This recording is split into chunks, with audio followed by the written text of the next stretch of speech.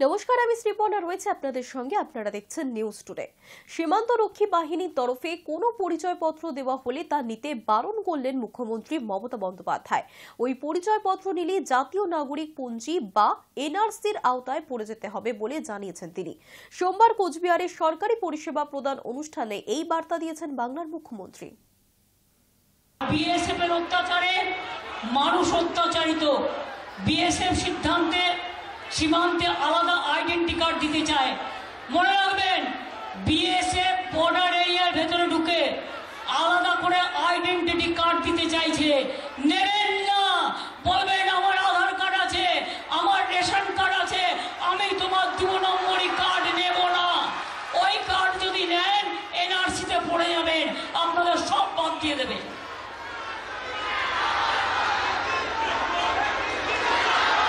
বিপদে পড়লে আমি আছি, বাঘের বাচ্চার মতো আছি।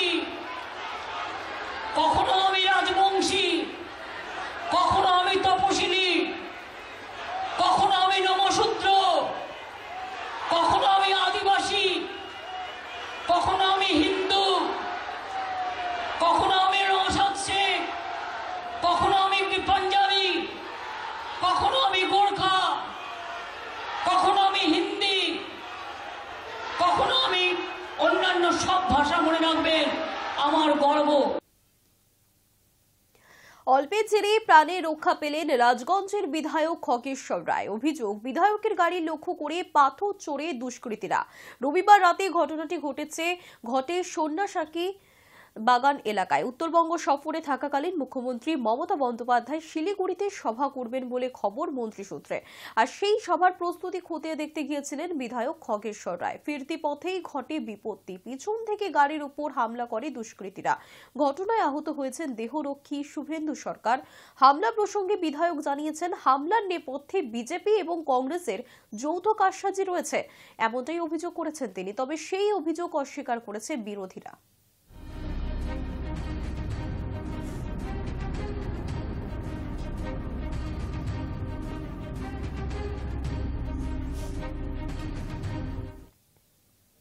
সামনেই রয়েছে লোকসভা ভোট, আর তার আগেই দেশের 15টি রাজ্যের 56টি রাজ্যসভা আসনের নির্বাচন অনুষ্ঠিত হতে চলেছে। সোমবার ওই 56 আসনের নির্বাচনের দিনক্ষণ ঘোষণা করেছে নির্বাচন কমিশন। জাতীয় নির্বাচন কমিশন জানিয়েছেন, 56টি আসনে ভোট হবে আগামী 27শে ফেব্রুয়ারি। পশ্চিমবঙ্গ ছাড়া যেসব রাজ্যে 27 তারিখ নির্বাচন হবে সেগুলি হল উত্তরপ্রদেশ, মহারাষ্ট্র, বিহার, মধ্যপ্রদেশ, গুজরাট, অন্ধ্রপ্রদেশ, তেলেঙ্গানা, রাজস্থান, কর্ণাটক, উত্তরাখণ্ড, ছত্তিশগড়, ওড়িশা, হরিয়ানা এবং হিমাচল প্রদেশ।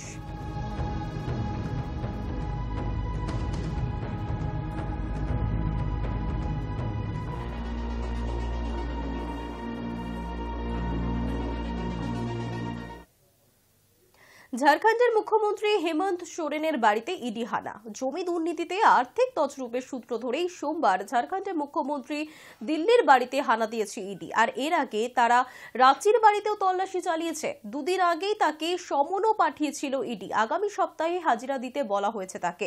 এর আগে 9 বার সমন পাঠানো হলেও প্রত্যেকবারই হাজিরা এড়িয়েছেন হেমন্ত সোরেন।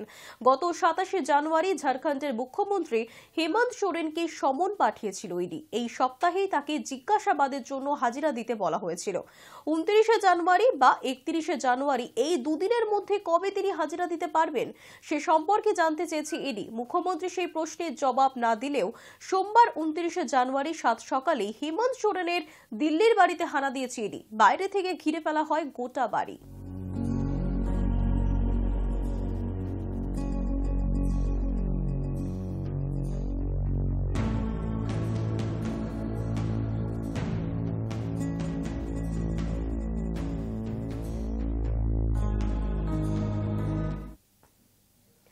ইডি দফতরে হাজিরা দিলেন বিহারের প্রাক্তন মুখ্যমন্ত্রী তথা রাষ্ট্রীয় জনতা দলের সুপ্রিমো লালু প্রসাদ যাদব। জমির বিনিময়ে চাকরি দুর্নীতি মামলায় তলব করা হয়েছিল লালু প্রসাদ যাদবকে। সেই সমন মেনেই সোমবার সকালে পাটনায় ইডি দফতরে হাজিরা দিয়েছেন লালু প্রসাদ যাদব। ইডি দফতরের বাইরে বিপুল সংখ্যক আরজেডি সমর্থক জমায়েত করেছে। কেন্দ্রীয় সরকারের বিরুদ্ধে বিক্ষোভ দেখাচ্ছেন তারা। রবিবার বিকেলে দিল্লি থেকে ইডির আধিকারিকেরা পাটনায় এসেছেন আরজেডি সুপ্রিমো সুপ্রিমোকে জিজ্ঞাসাবাদের জন্য। গত 19 জানুয়ারি কেন্দ্রীয় তদন্তকারী সংস্থা লালু প্রসাদ যাদব এবং তার ছেলে তেজস্বী যাদবকে সমন পাঠানো হয়েছিল। পাটনায় রাবড়ি দেবীর বাড়িতে গিয়ে সেই সমন দিয়ে আসা হয়। ওই সমনে 29 এবং 30 জানুয়ারি লালু প্রসাদ এবং তেজস্বীকে হাজিরা দিতে বলা হয়েছিল।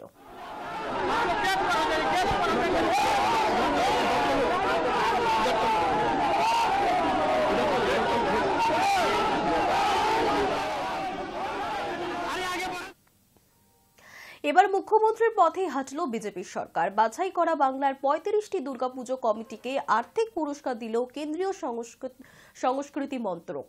পুরস্কার বিতরণের জন্য রবিবার বঙ্গ বিজেপি একটি অনুষ্ঠানের আয়োজন করে। সূত্রের খবর, 10টি বড় পুজো কমিটিকে 1 লক্ষ টাকা এবং বাকি পুজো কমিটিগুলিকে 25,000 টাকা দেওয়া হয়েছে।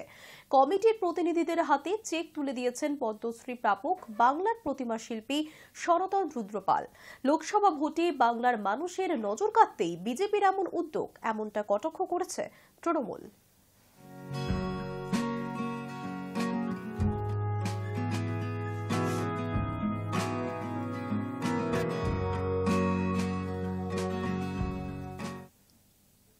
সদ্যই তৈরি হয়েছে প্রধানমন্ত্রীর সড়ক যোজনার রাস্তা, আর তার মধ্যেই হাত দিলে উঠে আসছে রাস্তার পিচ। উত্তর 24 পরগনার বসিরহাট মহকুমার হিঙ্গলগঞ্জ ব্লকের প্রত্যন্ত সুন্দরবনে দুলদুলি গ্রাম পঞ্চায়েতের 161 এবং 162 নম্বর বুথের করুণা মোড় থেকে সুইচ গেট পর্যন্ত এই 2 কিলোমিটার রাস্তায় নিম্নমানের সামগ্রী দিয়ে কাজ করার অভিযোগ স্থানীয় বাসিন্দাদের। সদ্যই শেষ হয়েছে রাস্তা মেরামতের কাজ, কিন্তু তারপরই রাস্তা দিয়ে হাঁটলেই উঠে আসছে রাস্তার পিচ। তাই পুনরায় নতুন রাস্তার দাবিতে বিক্ষোভ দেখাতে শুরু করেছেন গ্রামবাসীরা। রাস্তাটা হয়েছে, রাস্তাটা ভালোভাবে হয়নি, হাত দিয়ে উঠে যাচ্ছে পিচ। আমরা চাইছি যাতে রাস্তাটা আবার পুনরায় ভালোভাবে হয়। প্রতিটি পঞ্চায়েত সদস্য আমাদের এই রাস্তাটা 1 কিলোমিটার 400 মিটার দূরত্বের রাস্তা। আমরা গত কয়েকদিন ধরে আমরা দেখভাল করছি। প্রায় 4 দিন আমরা বিভিন্ন সভাতে গেছিলাম, কর্মী বৈঠক থেকে শুরু করে। তো আমি কালকে যখন গেলাম দেখলাম যে হ্যাঁ, আমি একজন জনপ্রতিনিধি হিসেবে আমি সেখানে গিয়ে দেখলাম না, নিচে ধুলো ঝাড় দেওয়া হয়নি, নোংরা রয়েছে, সেই অবস্থায় পিচটা চাপানো হয়েছে। সত্যি কাজটা নিম্নমানের হয়েছে। আমরা ঊর্ধ্বতন কর্তৃপক্ষকে জানিয়েছি, কন্ডাক্টর সাহেবকে আমরা জানিয়েছি, তারা সুব্যবস্থা নেবে বলে আমাদের আশ্বাস দিয়েছে। আমরা তার অপেক্ষায় আছি। নিউজ টুডে এখনকার মতো এই পর্যন্তই। দেখতে থাকুন হাই নিউজ, নির্ভীক নিউজ।